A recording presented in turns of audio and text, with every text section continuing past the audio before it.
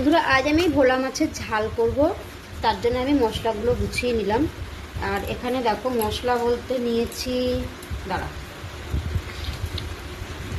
মশলা বলতে নিয়েছি রসুন, আদা আর কাঁচা লঙ্কা, এটা জলে ভিজানো আছে আর কি। আর এখানে দেখো মাছটা আছে, মাছের পিসগুলো এরকম হয়েছে। একটা বড় ভোলা মাছ নিয়েছি। আজকে বাজারে গেছি, দেরি হয়ে গেছে, যার জন্য অন্য কোনো মাছ আর পাইনি, ভোলা মাছটাই পেয়েছি, ভোলা মাছটাই নিয়ে এসেছি। এই দেখো মাছটা খারাপ না, মাছটা বেশ বড়ই ছিল। তা আদা, রসুন আর কাঁচা লঙ্কা আর দেবো আমি টমেটো, আর এর সাথে একটু জিরার গুঁড়ো পাইল করবো। তাই মশলাটা আমি বেটে নিই, তারপর তোমাদের আবার দেখাচ্ছি। বন্ধুরা দেখো এখানে মাছ ভাজা বসিয়ে দিয়েছি, আর মাছটা একটু কড়া করে ভাজতে হবে। ভোলা মাছ তো একটু কড়া করে না ভাজলে এর গন্ধটা ছাড়বে না।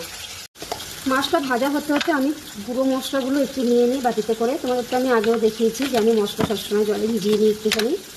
কী হয় বলো তো, মশলাটা জলে ভিজালে না ভালো করে মিশে যায় ঝোলের সাথে, আর তা না হয় ঝোলের সাথে না কেমন দানা দানা বেঁধে থাকে। এখানে অল্প সামান্যই দিচ্ছি জিরার গুঁড়ো, একটু ধনের গুঁড়ো দিলাম, আর একটু লঙ্কার গুঁড়ো দিচ্ছি। একটু কালার না হলে ভালো লাগে না আমাদের, আবার ওর বাবা একটু কালারিং তরকারি খেতে পছন্দ করে বেশি। হলুদটাও আমি এখানে দিয়ে দিচ্ছি।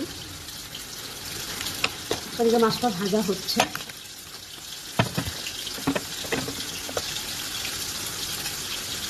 মশলাটা আমি ভিজিয়ে দিলাম জলে, দেখি মাছটা কদ্দুরটি হলো। হয়নি এখনো, যদিও আর একটু হবে, গ্যাসটা একটু বাড়িয়ে দিই। আমার মাছ ভাজা হয়ে গেছে, আর একটুখানি হলেই হয়ে যায়। এখানে দেখো আমি আবার বাইরে একটু বৃষ্টি দেখতে গেছি, আর বৃষ্টি দেখতে গেছি মাছটা আবার পুড়ে গেছে, ভুলেই গেছিলাম। তা যাই হোক, এই মাছটা ভাজা হলেই হয়ে যায়।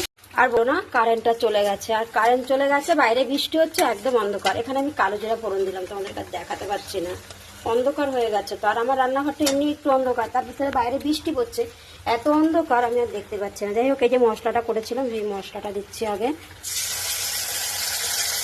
দেখো গ্যাস কিন্তু বন্ধ করে, দেখো আমি রান্না করছি।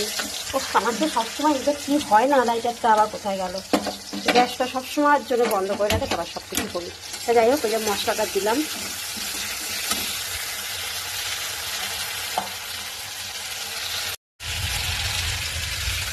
একটু জল দিচ্ছি, নাহলে মশলাটা ভালো করে ভাজা হবে না। আর এখানে যেহেতু রসুন দিয়েছি, রসুনটা একটু ভাজা ভাজা করে নিচ্ছি। হয়েও গেছে প্রায় অনেকটা ভাজা ভাজা, আর একটু কি মশলাটা কম হয়ে গেছে। এটা একটু ভাজা ভাজা হয়ে গেলে আমি ওই গুঁড়ো মশলাগুলো দেবো। গুঁড়ো মশলাগুলো তো আর বেশি ভাজতে হয় না, আর রসুনটা না ভাজলে তো জানোই রসুনের গন্ধ ছাড়বে, তাই আমি রসুনটা ভালো করে একটু এই মশলাটা ভালো করে ভাজা হয়ে গেছে। এখন আমি এই যে গুঁড়ো মশলাটা দিচ্ছি। ওই মশলা বলতে কি, ওখানে কিন্তু রসুন, টমেটো, কাঁচা লঙ্কা, আদা এই দিয়েছি। আমি কিন্তু এই রান্নাটার ভিতরে পেঁয়াজ ব্যবহার করছি না। কারেন্ট এসে গেছে বন্ধুরা, যাক ভালোই হয়েছে, এতক্ষণ অন্ধকার ছিল। আমার ঝোল ফুটে গেছে, দেখো এই দেখো ঝোল ফুটে গেছে। এবার আমি আস্তে আস্তে করে এগুলো দিয়ে দেবো, এইগুলো দেবো। দেখো মাছগুলো দিয়ে দিচ্ছি ঝোলের ভিতরে। আর বলো না, ফোন একা হাতে ধরে না ভিডিও করা খুব কষ্ট হয়ে যায়, কিন্তু কি করবো বলো, করতে হয় একার হাতে ধরেই। যাই হোক, মাছটা আমি দিয়ে দিলাম। দাঁড়াও, এই দেখো আমি আবার ভোলা মাছের ঝালের ভিতরে দুখানা ডিম দিয়ে দিয়েছি, কারণ ডিম খেতে আমার স্বামী ভীষণ পছন্দ করে, তাই এই ঝালের ভিতর দুটো ডিম ভাজা করে দিয়ে দিলাম। ডিমের ঝালও হয়ে গেল। এই যে